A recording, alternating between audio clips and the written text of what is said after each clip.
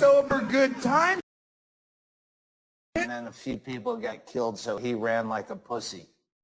Because this is like ground zero of when we branched out to do our own thing, and it's really cool looking. We can't really play here because we have too big of a draw.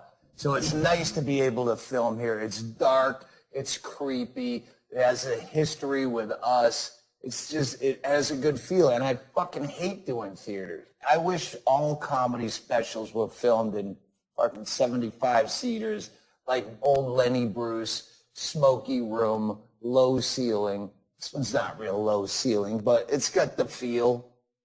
Let's go drink. Some people say, yeah, I don't have to drink to have a good time.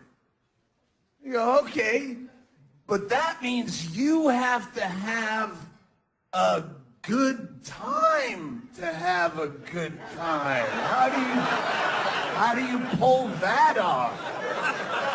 You just assume the universe knows it's your Friday, so some organic good time will swell out of the woodwork and appear at a certain time. You read the weekly and find the editor's best bet, and you email all your dumb friends in their cubicles. Let's meet up. We found a local eatery that's well reviewed. It has vegan options for Sheila. We'll meet there at 7:40. Where is Sheila? She's late. Our sober good time starts in 40 minutes. Call her on her cell phone. Maybe we can order for her because we don't want to be late for our sober good time. Maybe you came here tonight to have a good time without drinking. That means you're solely reliant on me being funny, which is a 50-50 shot at best in these waning years of my career. If I suck, you're fucked.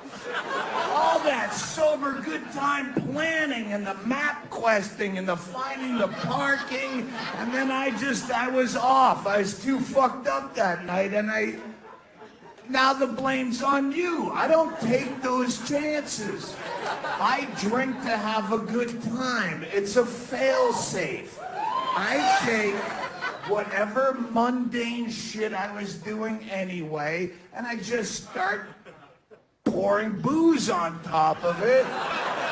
And within a short amount of time, it's fantastic. I'm talking to some shingle salesman in an airport bar, and he's showing me pictures of his dogs on his cell phone camera, and that's Miss Patsy, and this is Patriot. I call him Patriot because I got him at 9/11, and then within 5 drinks, that guy's hilarious to me. I'm hugging that guy on the way to his gate. I'm swapping phone numbers. I have a problem? No, lady. I have a solution. You have a problem with your sober good time. I'll feel like shit in the morning, but I'll know exactly why, because I got hammered. You wake up, you feel like shit, you worry. Oh, did I forget to take my omega-3s? My glands are swollen. Did I touch a toilet handle without sanitizing? I'm not sure exactly. You should have been drunk. You just wake up and go, oh, fuck. It'll go away by the afternoon. I did stop drinking Jägermeister as though it were some like miraculous life choice. I brag to people when I stopped drinking Jägermeister. Like I'm doing Bikram yoga now, eating tofu. I'm still hammered all the time, but it's not Jaeger, which is just a shitty drink. At some point, I saw a clip of myself on stage yelling at the bar, hey, can I get a shot of Jägermeister? But I could see me. Like, in my head, I'm young.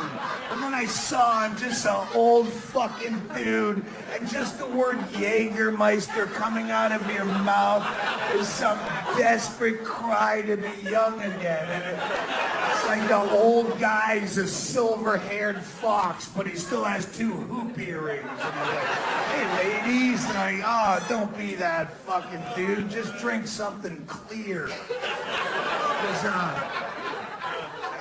Jake LaMotta, the fighter, is a neighbor of ours in Bisbee, Arizona. He lives 2 blocks down. If you don't know Jake LaMotta, he was a fighter, a legendary fighter. The movie Raging Bull. Yes. No. Dad? Robert De Niro. For you 22-year-olds, let me explain. Robert De Niro used to be an actor. In the moving pictures, one of his greatest roles was that playing Jake LaMotta in Raging Bull. It was a real guy that's our neighbor, and we never met him till last year. A mutual friend brought him to the house to watch football, and we're wicked excited. Like, fucking Jake LaMotta's coming here. And they brought him over. He's like 91. There's no Jake LaMotta left of the Jake LaMotta. So we're all like happy, and they bring him in, and we're like, oh. Like, for a boxer my age, they're fucked up, and he's twice that. So they bring him in. He's fucking up. They have him by one elbow, 91 years old. And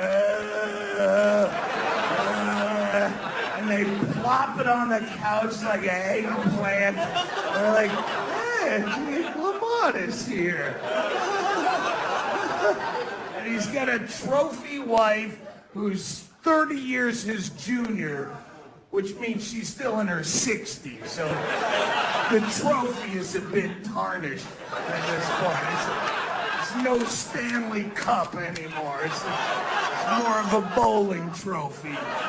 And she's a very sweet woman. She has all the characteristics of trophy wife. She has bleached blonde hair, and the 60-year-old tit job is forced up so the good parts are showing through the top. And you go, okay, and she's very sweet, and she's trying to distract from... Jake LaMotta doesn't know where he is. He doesn't know he's watching football. He's confused on the couch.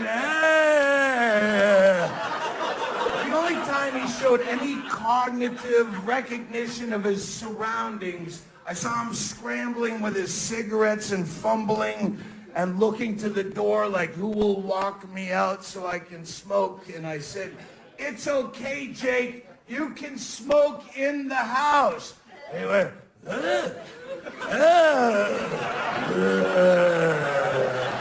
That's how fucking deep cigarettes get you. Nothing else. He's like, then straight back to confusion. So his wife is very sweet, and she's talking to me and Bingo. I can't believe we've lived here so long and we've never met, and it's so nice. And at some point she says, you know, Jake and I are doing a play on Saturday night at the Central School in Old Bisbee. We'd love it if you come. I wrote it myself, she says. Oh, really? All by your little lonely. That fucking half cadaver on my couch didn't chime in with some of his great ideas on how the script should be written to the arc of the story. And normally you would have to stun gun me, cattle prod me to get me into a play. I'm not interested until I spend an hour and a half with Jake LaMotta at my house. That's gonna be live on stage. I'm not missing this for the world. And we went, and it lived up to every awful expectation that we had. It was so tragic. She wrote it herself. It's called Lady and the Champ. She wrote it, so thank God it's mostly her, and she has an acoustic guitar, so she'll tell some stories and anecdotes, and then sing some show tune kind of things. In the corner stands a boxer and a fighter by his... And you're like, oh God. And then they plop the champ out on the other side of the stage in a chair. And they sit him down. He still has no idea where he is. He still thinks he's watching football at my house. And his only job is to pepper the script with some one-liners and some shadow boxing. So occasionally he stands up. I've thought sugar race so many times, I got diabetes.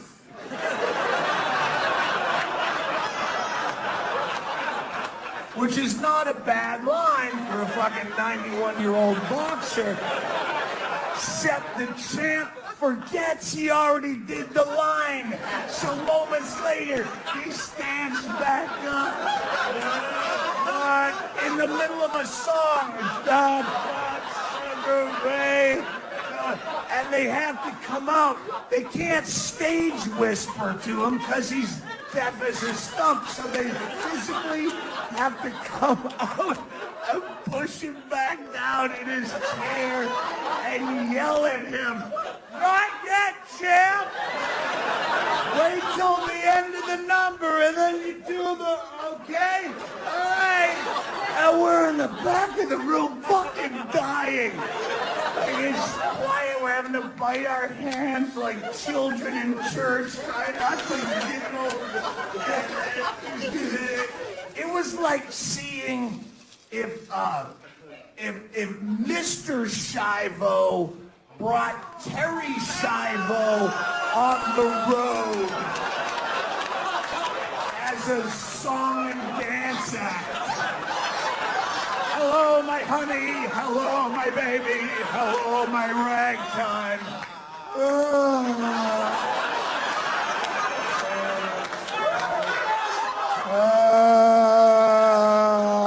Thank you. Terry and I will be selling merchandise after the show. Terry will lick your t-shirts for you to personalize them as a little souvenir of the great time we had tonight here.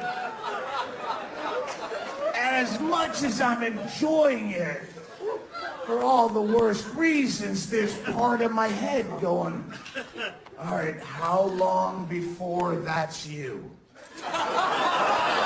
I've been doing this shit 23 years.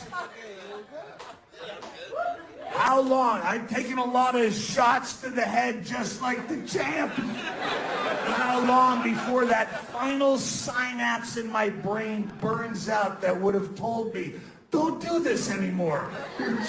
You're embarrassing yourself thoroughly. But I have my trophy wife, Bingo. She doesn't want to get a real job, so she's just shoving me out on the stage. Go get him, champ.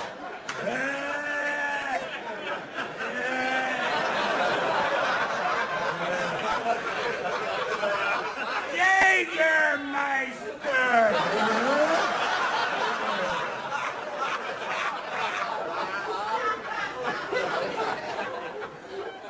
Maybe it already happened. I don't know. Maybe this is being filmed.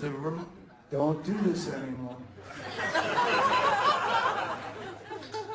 I live every day of my life like it's my last day on earth, kids. And I really don't clap. You don't know how I live. That makes it even more sad and pathetic that I would willingly choose to spend any given last day on earth immobilized on a couch sweating, watching a marathon of Storage Wars, completely content with that. Friends going, come on, let's do something, man. Let's go out. I came all the way down. Let's go live life. And like, fuck you. I ain't getting up. I've had to piss for the last 4 episodes. My prostate is welded shut like a lug nut. I don't give a shit. I'm not getting up. I'm gonna find out what's in that safe. Very important to find out after the commercial break what could possibly be in that safe. You guys all have interests and you do shit, and I don't. Yeah, try doing nothing as long as me. I have house arrest on my bucket list. And so I have an excuse for why I can't go do the dumb shit you like that I don't understand. Oh, I'm sorry, I'd love to see your friend play the flamenco guitar, but I got the anklet, sorry. Go right back to watching fucking Hoarders. I watch Hoarders, I see shit I need.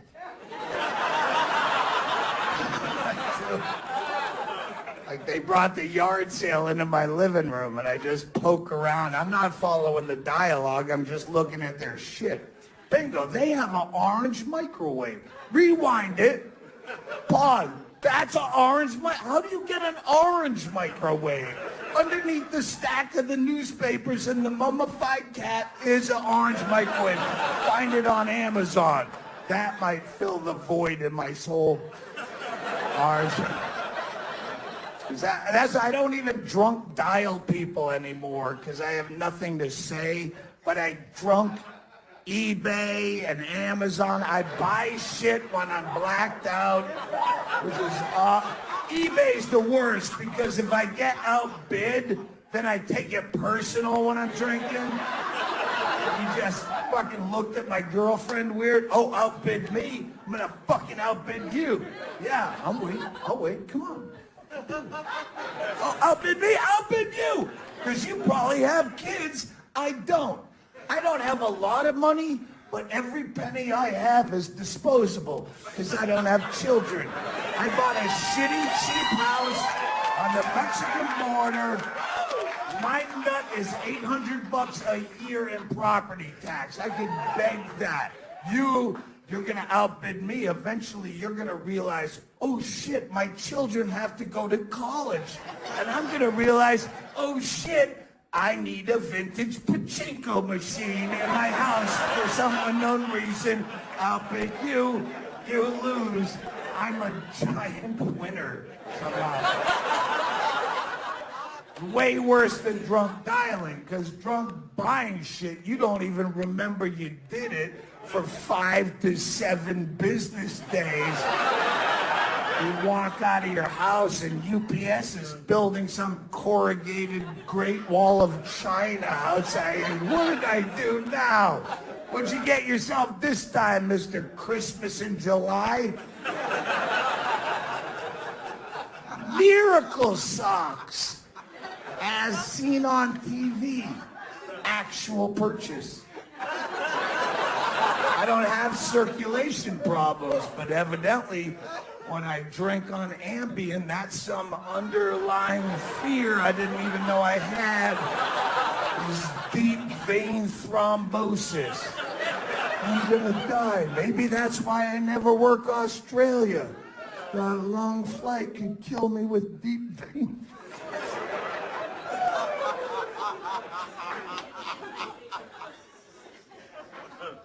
I have no fear of death, except I hate waiting for it.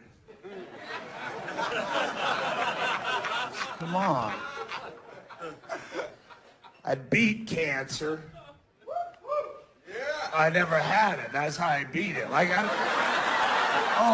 you survived it. I beat the fuck out of it, but by not getting it. I've courted cancer every day of my life.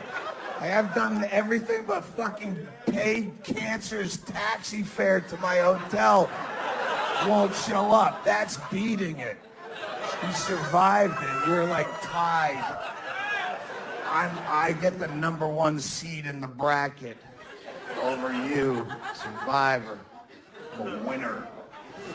But there is an afterlife, and if I can give you any hope in this show, I have definitive proof of an afterlife. I didn't get weird or go religious on you. I'm not saying there's a God. I don't know what the afterlife entails.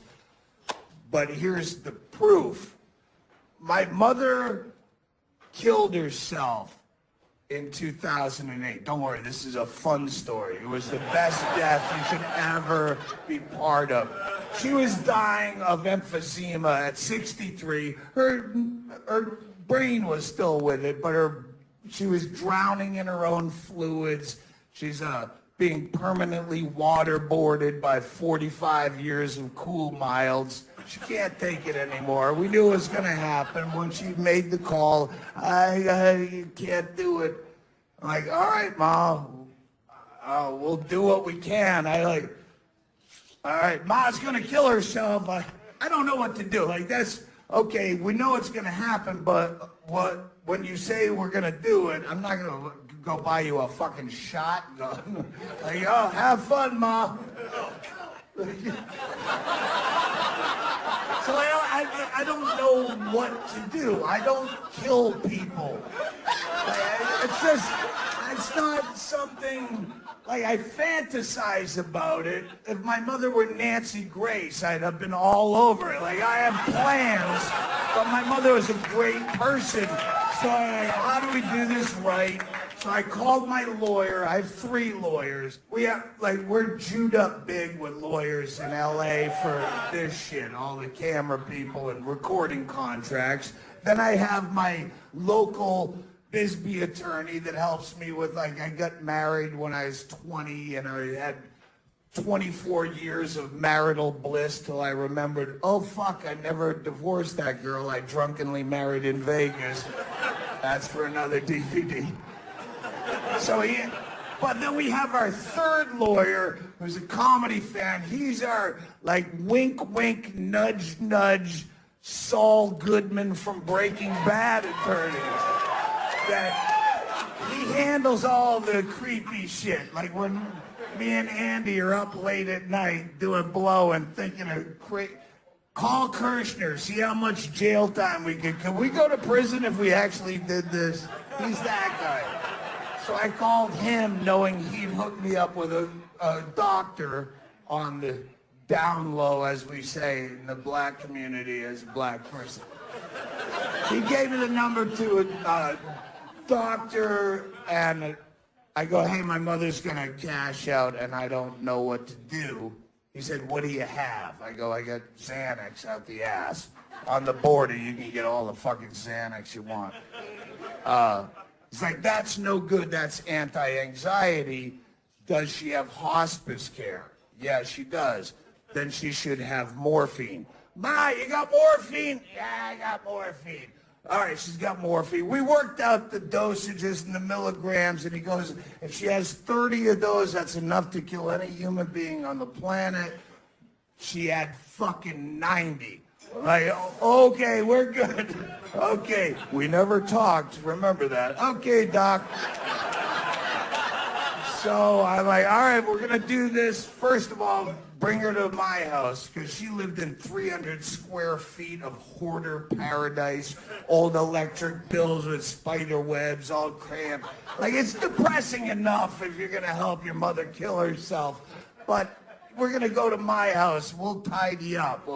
So we set her up with a hospital bed in the living room.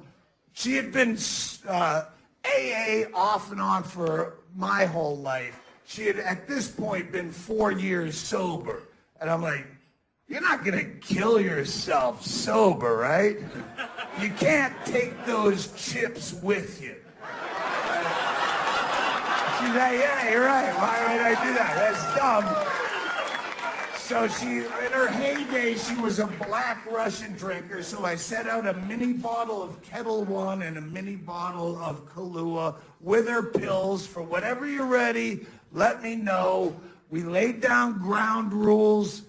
I said, Ma, if you're going to kill yourself seriously, you can't do it on Sunday or Monday because that's football. And that's a dick move. If you can call your own time to leave this planet, don't do it during someone else's planned event. Don't be an asshole. And she did it the Saturday before football. That was great. She came in on Thursday, Saturday night, she goes, it's time. And I'm like, time for what? Like medication? No, it's time. I'm like, oh fuck, this is real. So I wake up, bingo, like it's going on. We start mixing up White Russians. She decided to make Black Russians White Russians because she thought the milk would coat her belly better for taking all the pills. Like mother till the end. Do you have whole milk? I got skim. Skim will work. I just don't want to throw up the pills. Chicken soup for the suicide. You're so sweet. So we're whipping up drinks, and I didn't so much assist the suicide as bar back it. Like I'm in there mixing drinks because we're all drinking. We watched Bad Santa together, their favorite movie together. He had a very dark sense of humor. I didn't come from nowhere. My mother used to review porn on the Man Show. She's fucking dark like us. So we watched Bad Santa, and she's trying to choke down these pills. She had a very hard time taking pills, so she just gagging and just getting them down. So I'm keeping a vague count. When she got around 30, little over, I'm like, Ma, that's good. You don't need to do any more. You're fine. And she said, I don't want to take any chances. She's so scared of fucking up. She took all 90. No, we're sitting there in horror going, you're wasting. Ma. They said 30 of those would kill any human being alive. You could leave 60 of them for me and Bingo as our only inheritance other than the last 17-year-old blind cat you have, Georgia. Yeah, we're going to have 60 morphines to have spontaneous memorials for Mother every here and again. Remember, Mom? Papa morphine. Woo! What a great lady. What a crazy old bitch. No, hoarder till the end. All fucking 90. And then we fucked with her. Hard. I remember her last words as she's coming in and out, because we're just goofing on her as she's doing this, as she's fading in and out. I didn't even know if she'd respond. She was just hammering cocktails. And she's laying there half in, half out with a White Russian on her chest that she'd occasionally get to her mouth and it'd spill. You know when you come off the wagon, you hit it fucking hard. And it's pretty bad when you're trying to keep up drinking with an 83-pound, 63-year-old woman. And I go, wow, you're really knocking those back, Ma. And she goes, there's times to be dainty and there's times to be a pig. And we all laughed, and this is your Mother's problem throughout her life. She was a funny lady sporadically, but when she would get a laugh, she would just hammer it and over-tag it and repeat the joke. Like, just keep, I could keep getting a laugh off the same joke, and it would ruin the joke. And when we all laughed at there's times to be a pig, I saw her go into, and I go, shut your fucking mouth. Those are perfect last words. You're not going to ruin this joke. Cut the mic on Mother. And then we just roasted her as she fell in and out. We just did a Friars Club roast, making fun of her and making it a fun, dark suicide. Ma, wait! They found a cure!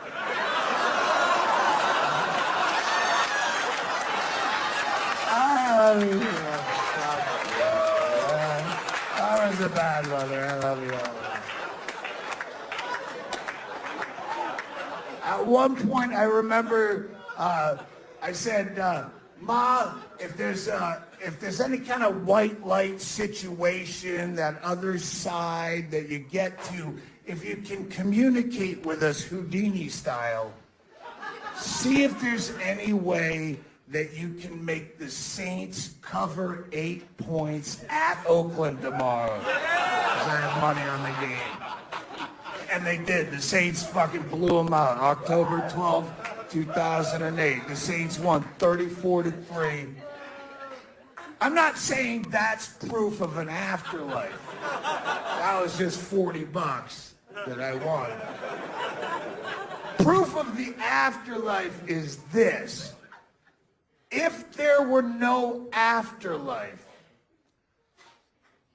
how could my mother have bought me and my friends so many nice things from the Sky Mall catalog on her credit card 4 days after she passed from this earth? Answer me that, Your Honor. Answer me that. In fact, I'd like to enter these credit card receipts into evidence against the advice of my attorney. Look at that. 4 days. I had to swear on your Bible just to testify in my own defense. Your silly fake Jesus only lasted 3 days before he ran out of that cave like a pussy. My mother, 4 days, relaxing up there. She's drunk eBaying like I do.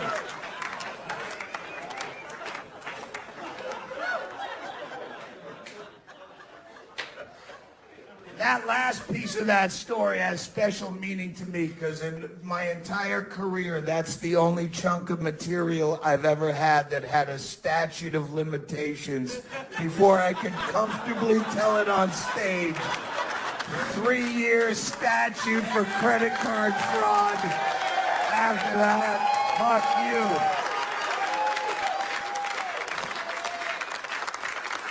Mother didn't want some silly gravestone. That doesn't do anything. Mother wanted me to have a voice-activated remote control R2-D2 doll.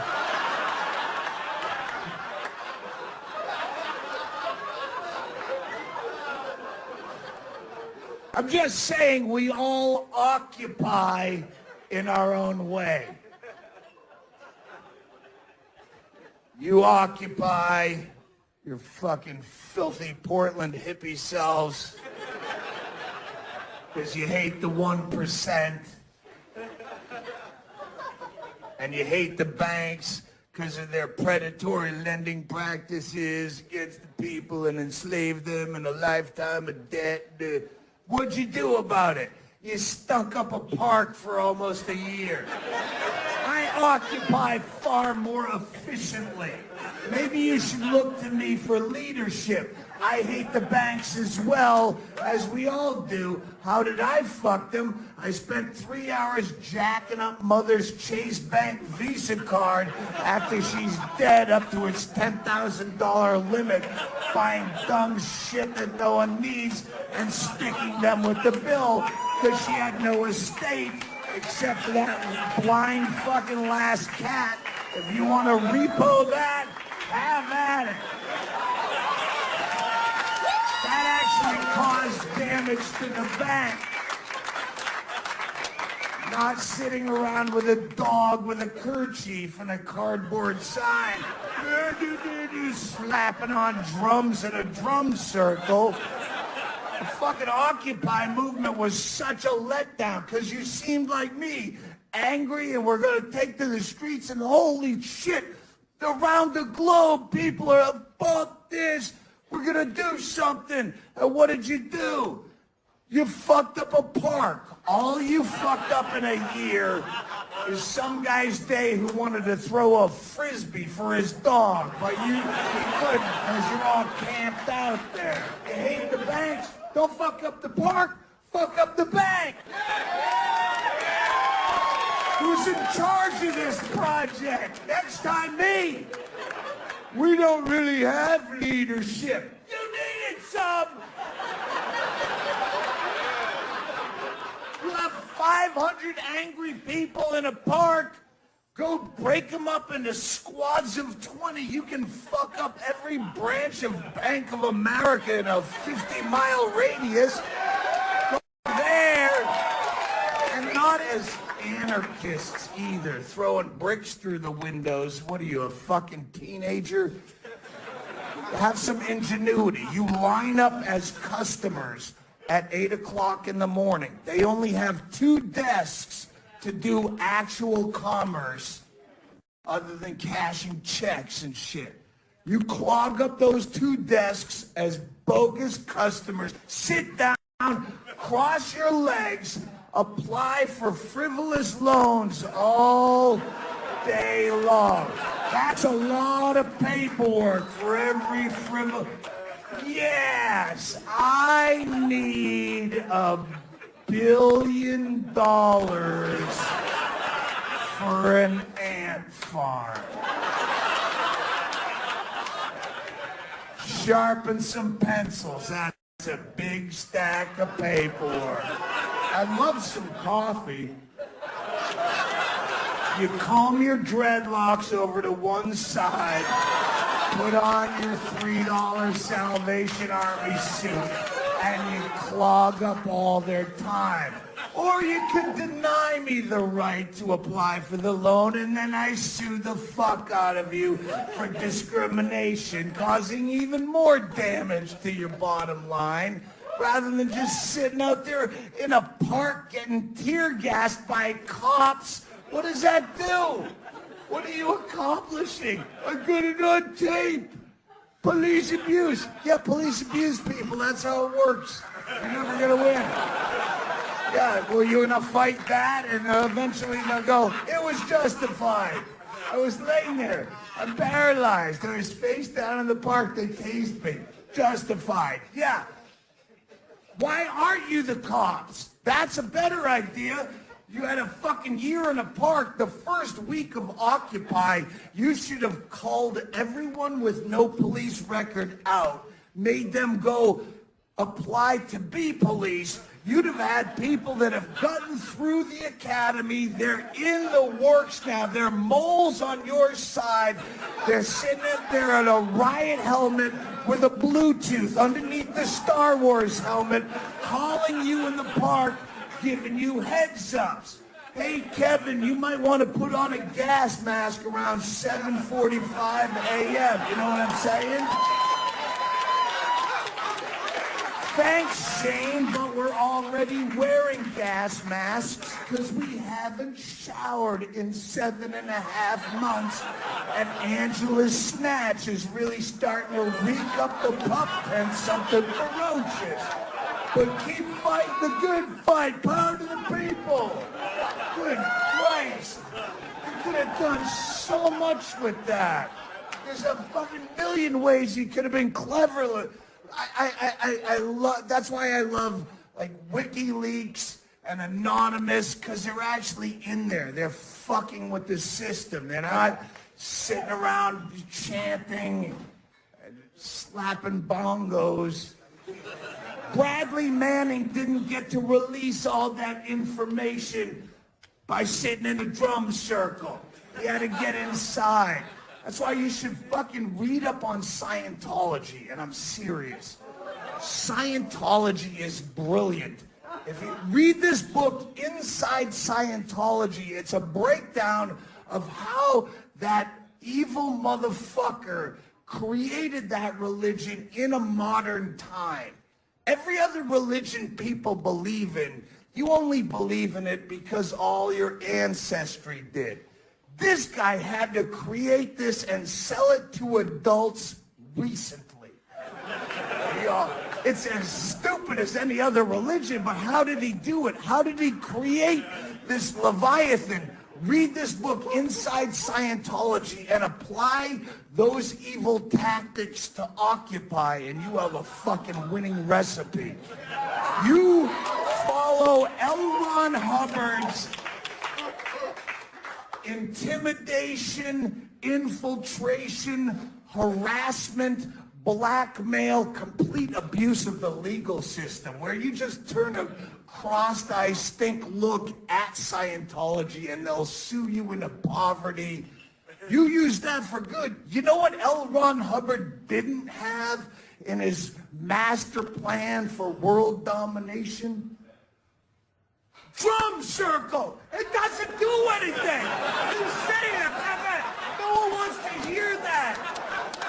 It's annoying as shit. You had enough time in a year to learn how to play real instruments. You could have had a whole New Orleans style jazz swing band that people want to hear.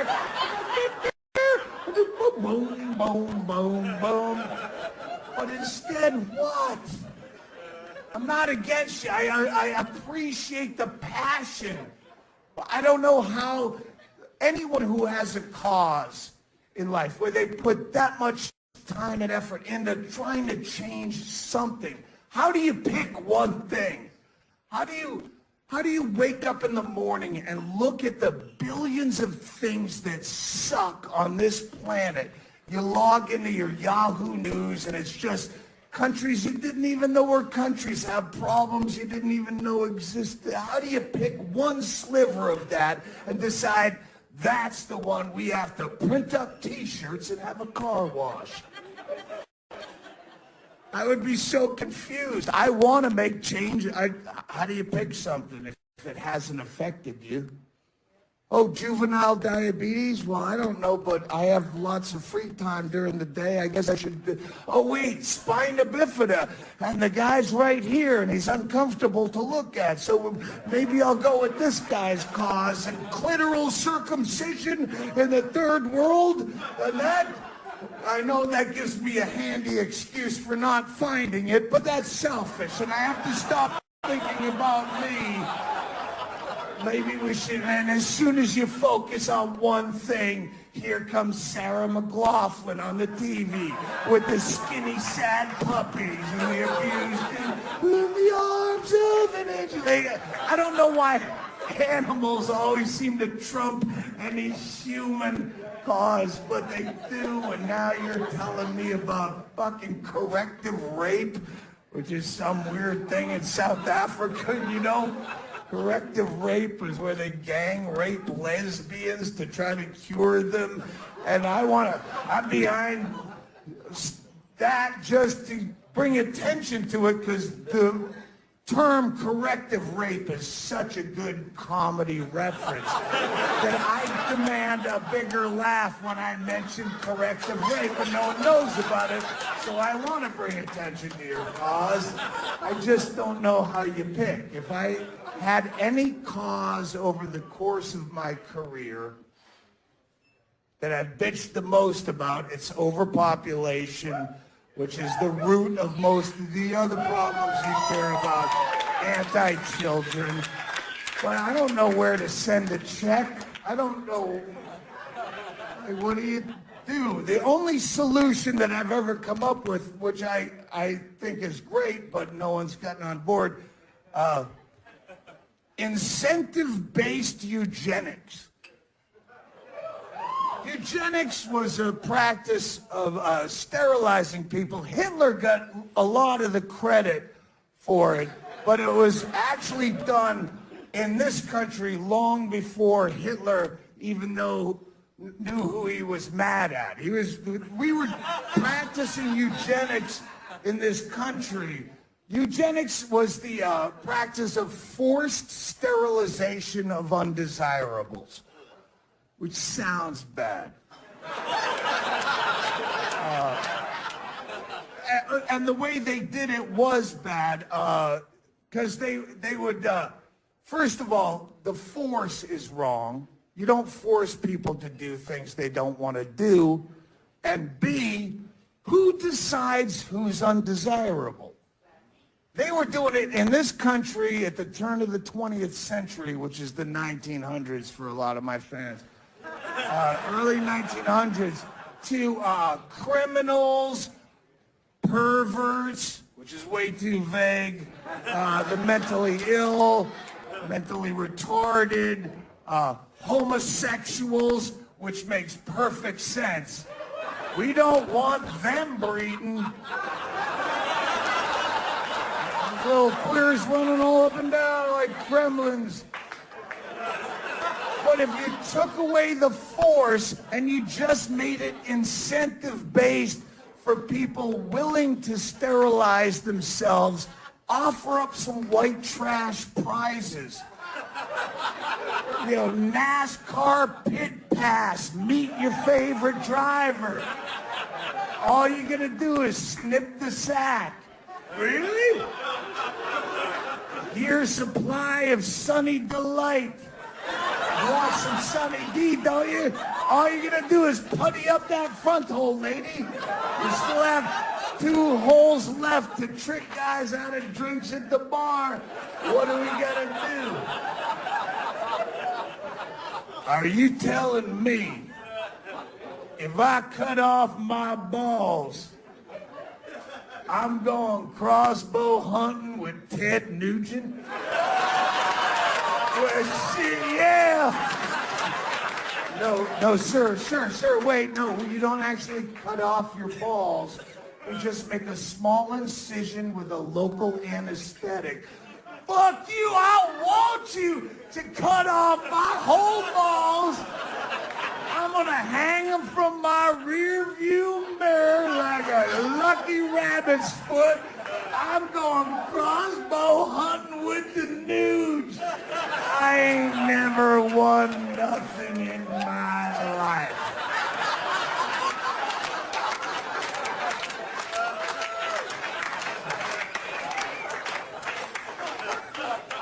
That's a workable plan.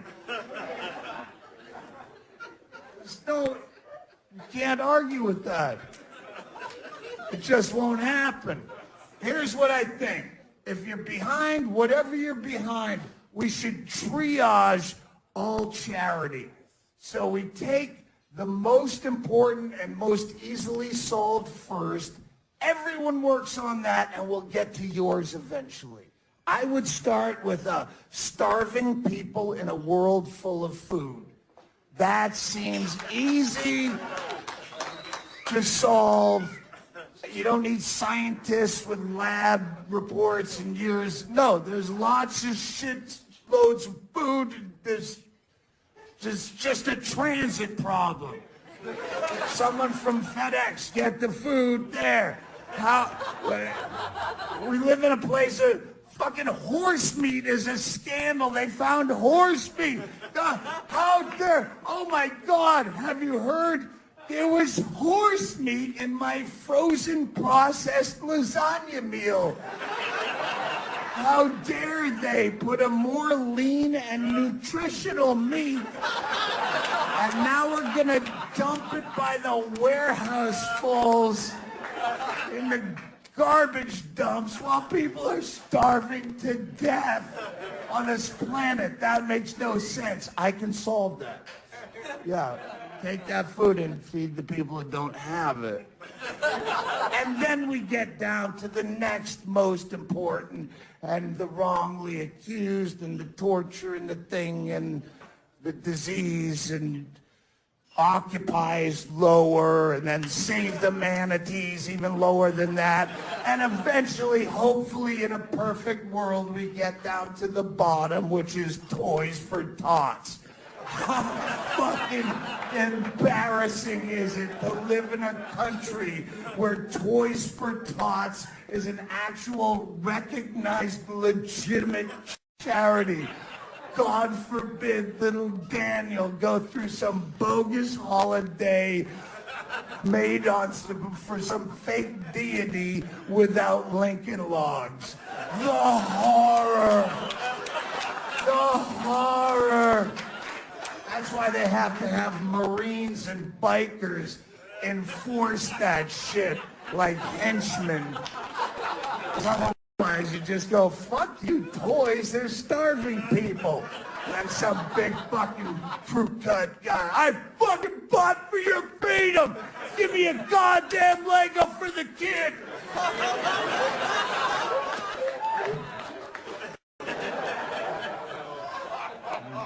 It's gonna be tough.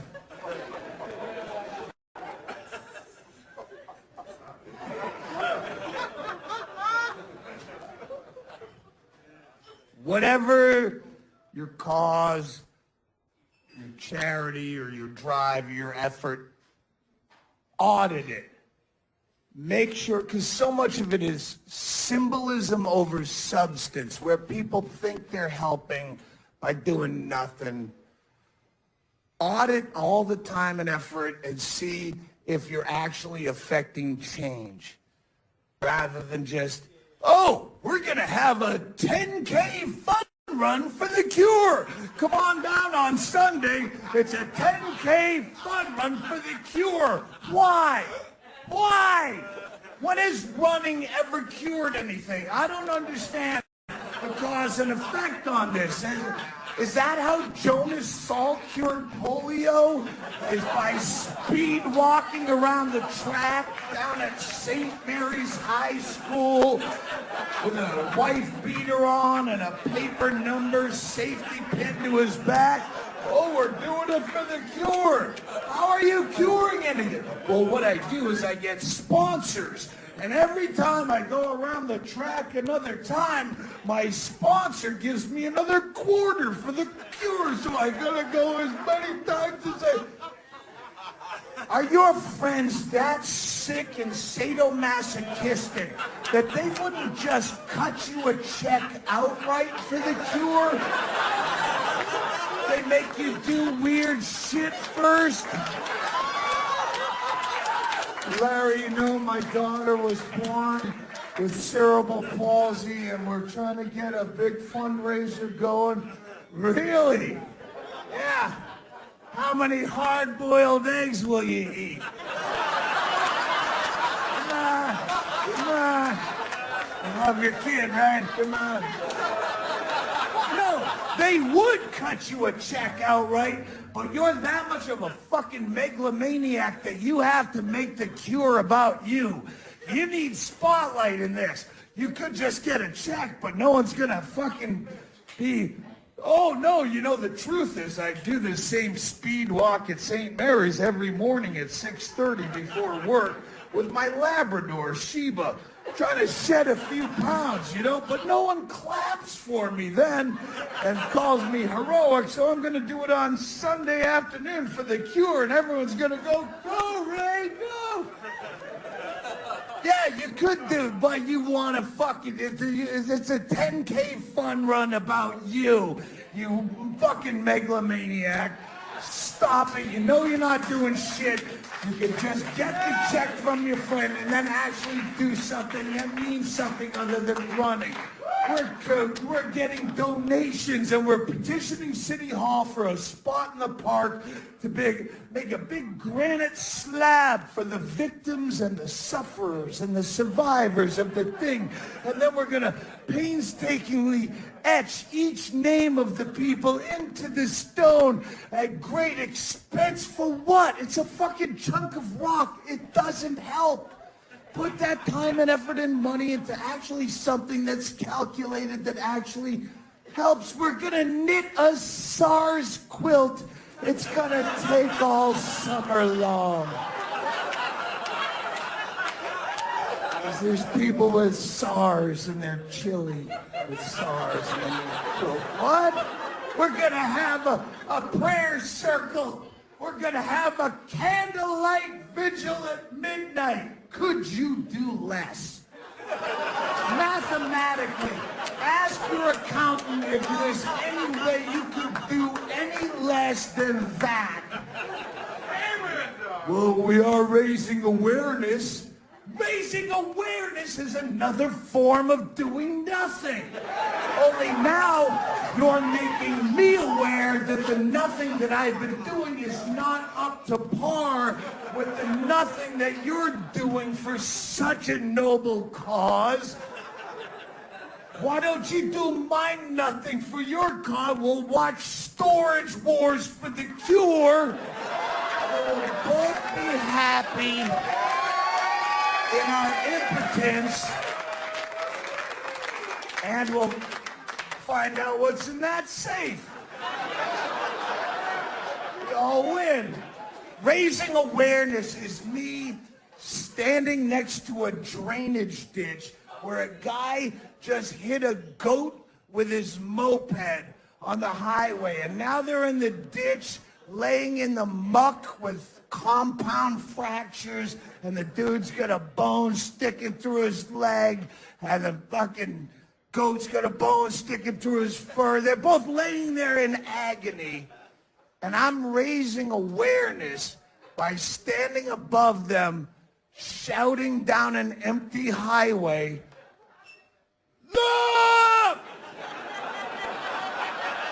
Look! Ew! Look! Help!" And they're going, "No! Help!" They're going, no. Look! It's way easier to just look. Are you aware of breast cancer? Fucking the entire month of October is Breast Cancer Awareness Month. The entire country turns pink, so you can't not be aware of all your products. You go to the grocery store.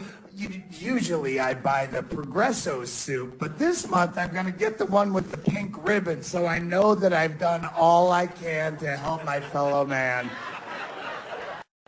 I don't read the fine print that says 0.00001 cents of every can up to a very minimal amount goes to, it actually goes nowhere near a titty ever at all. It goes to more promotional material asking for more money and to give very dubious medical advice where a lot of titties get chopped off that didn't need to because we're an industry, not a charity anymore.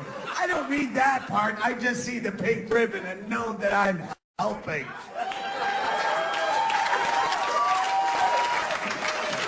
You've destroyed the color pink. No need for that. I like the color pink. And you've ruined it. You see pink, that's all you can think about. I have a pink bedroom. My bedroom is pink. I can't sleep in it during October because you just see the color and all you think about is giant metastasizing titties sucking the life out of some poor woman. Why you fuck up a color? Associate it with something else that's negative. You know, traffic and weather brought to you at the top of the hour on fucking 6:20 a.m. Hey, traffic sucks again. This is brought to you by breast cancer. Now, next time you're stuck in traffic, you go, oh, wow, fuck, this sucks, but not as bad as cancer. Maybe I should try to help. Don't fuck up a color. Do you watch football? This is where it went too far with me. The National Football League participates in Breast Cancer Awareness Month. First of all, why is it Breast Cancer Awareness Month rather than Cancer Awareness Month? I assume if you cure breast cancer, that would cure ass cancer and face cancer and shit cancer. It's cancer. Because titties sell tickets, stupid! Okay, I forget the marketing angle. Maybe you're right on that. Still, the National Football League participates with the pink gloves and just pink on the players, where if you think football is stupid, you're right. But it's my stupid. You have your stupid. You can judge me in sports, dude. You have your own stupid. You play World of Warcraft or you do Renaissance festivals. You fucking win Brian Doyle Murray lookalike competitions. You fucking do. You grow organic apples and sell them at the farmer's market. You learn how to speak Italian on the Rosetta Stone, so one day you can impress your friends by ordering in Italian at a restaurant, and the fucking waiter at Olive Garden looks at you going, I don't know what you're saying, dude. Whatever you do, football is my stupid. That's what I do for a few hours on a weekend in the fall to forget how much I hate myself. I don't want to think about breast cancer while I'm watching football to get away from this. It's hard enough to watch football as it is if you're a fan without constantly thinking about AIDS. You have to push that out of your head. Inherently, if you're a fan of the game, with the technology that they have now, you watch Monday Night Football or Super Bowl, they have cameras now that come down on cables right over the field, like right over the players' heads, almost touching them. You have 60 inches of high definition.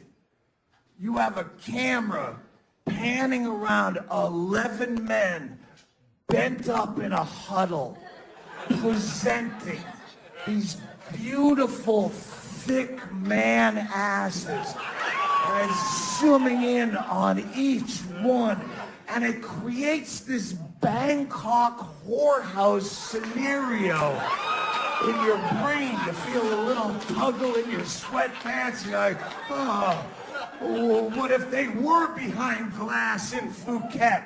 Which one would I select for my evening's entertainment from the Cambodian guy that runs the place, and he's got an eye patch, and I go, Jig Nine, boy, da! And he pulls the guy out, number 28. I haven't even seen all the guys, and I impulse buy on 28. He's a halfback with these sinewy horse haunches leaning into me.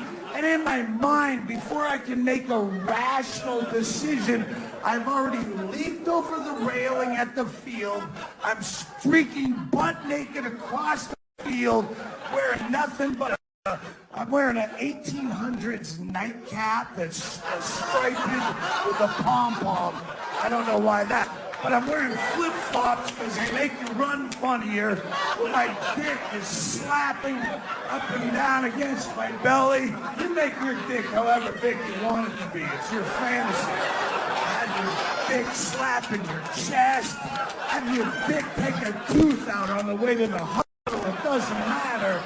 Just get to 28 and yank them out of the huddle and pin them to the ground, hold them down with one elbow, peel those, they wear these little lycra pants. They're so fucking gorgeous. And you just peel them off them. He's sweaty. They're just gonna slide off like a wet Band-Aid. Don't fuck with the jock strap. It's no obstacle to the asshole. You're wasting time. Plus, the little straps keep the ass cheek up and focused. Steam comes off his ass. Get your face in there. You huff that steam. You huff it like a gassy rag. Inhale his essence. And you peel those ass cheeks apart with your thumbnails like you're cracking a cage-free farm fresh egg, and you take your dick. Don't stab him with it right away. Tease him with it. Here we go. In and up. Asshole to tailbone, people. Asshole to tailbone. Watch him struggle. He knows it's gonna happen. He doesn't know when. Asshole to the elbow. Pull on his face mask a bit. Twist his neck. Pull on his dreadlocks. And these are not Occupy Wall Street dreadlocks, by the way. This is a black dude. This is straight up racism. This is a hate crime. Because you are pretty sure that your ex-wife used to fantasize about this guy doing similar shit to her. You know, oh yeah, you want to do that to my wife, you'll never get a thicker boner than that. Angry, racist, jealousy boner. Veins are coming out of the head, and nothing makes you crazier than when you get that boner, you just jam it in them like a fat salamander, and you ride, you do that porn angle where you bend your dick down and do deep knee bends so you can look at the people. You have 55,000 people are now out of their chairs on their feet chanting for you. They love you. They're like, fuck that guy. Fuck that guy. This is his home field and they're on your side all of a sudden. Fuck that dude, yeah. They're spilling beer. You feel the rubber start to slide off of you, but you don't give a shit. This is my day. They love me. I'm gonna launch rainbows of cum into this broken motherfucker, and you do. You're not even done coming when you pull out. Your dick's just still fire hosing, swaying back and forth, getting rid of the last of the spurts, and you have a end zone celebration dance that you've worked out in the hallway mirror all season. Little old school icky shuffle thing. You spike the ball right next to his head. He's blubbering like snot bubbles and crying. He's not even making an attempt to get up. His asshole is still dilated, spasming. His asshole is winking like a cyclops in a rainstorm, trying to regain its original shape. One milky tear is dripping down the tank, crying for you.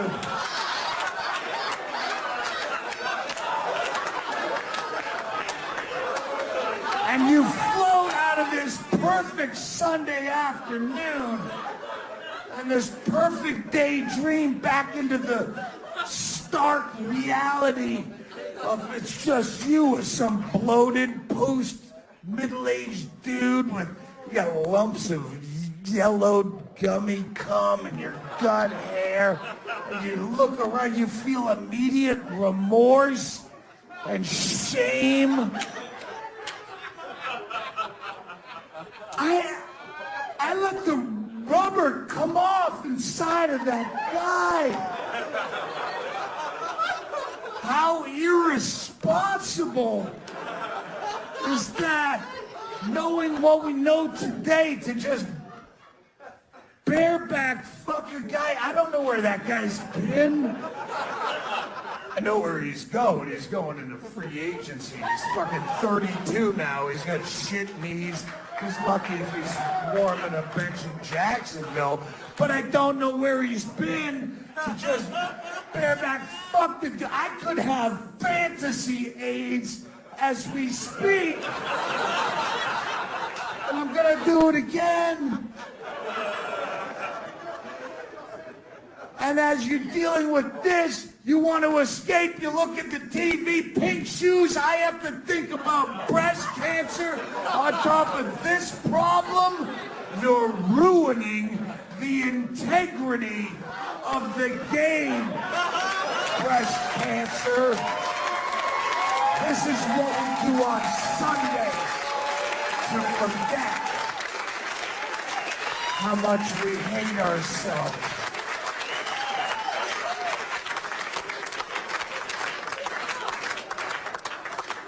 And I don't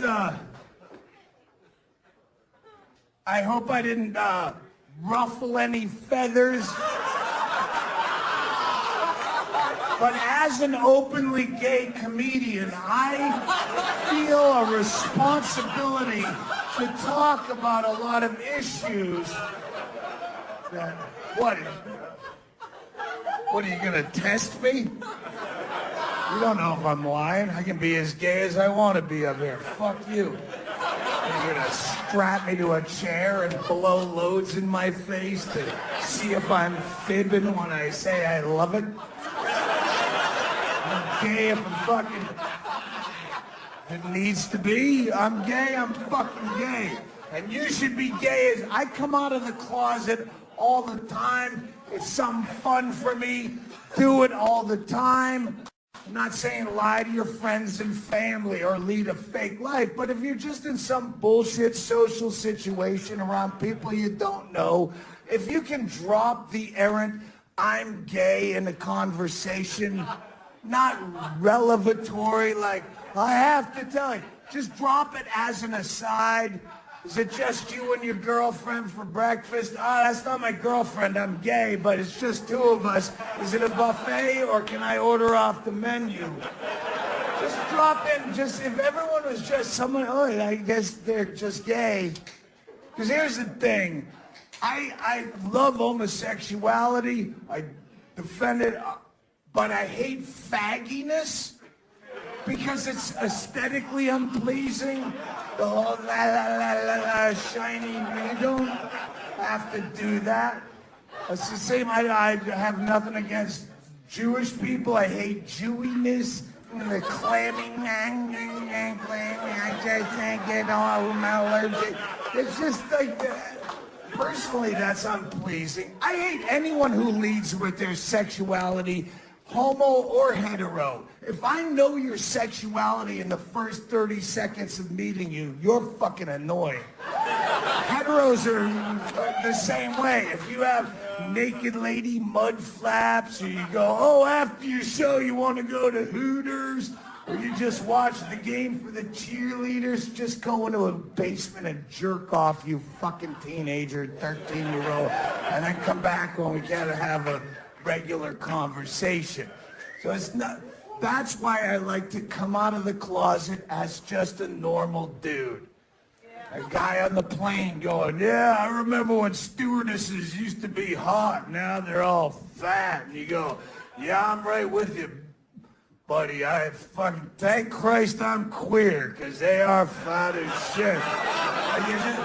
Just because maybe somewhere around you, when you just drop a normal "I'm gay" in a conversation, there is an adolescent kid who's just coming to terms with the fact that he's gay and he's fucking terrified. Not only just being gay, maybe he thinks he has to jump out of the cake and ride a fucking float, assless chaps, ice capades gay. And he hears you say it just like a normal dude, I'm gay, and he goes, oh, I can do that. I can be just regular Anderson Cooper, Todd Glass, Joel Osteen, faggot, and you give him courage. And it's in the Supreme Court now for gay marriage, and I hope you get it.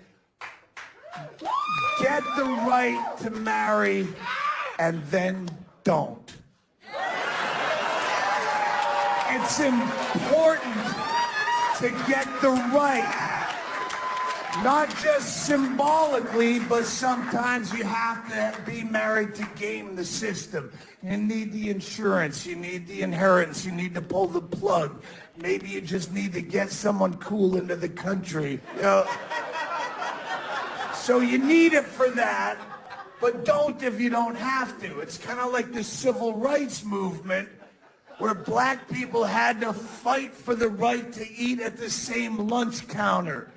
Once you won that right, I hope you didn't. You guys are fucking racist.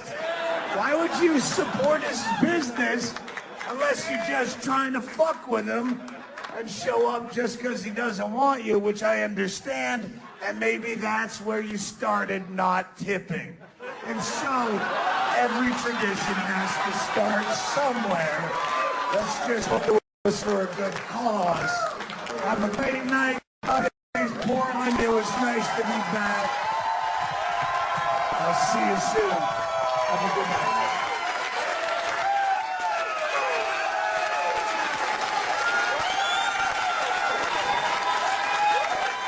Well, So, do you mind just coming back down the stairs? Yeah.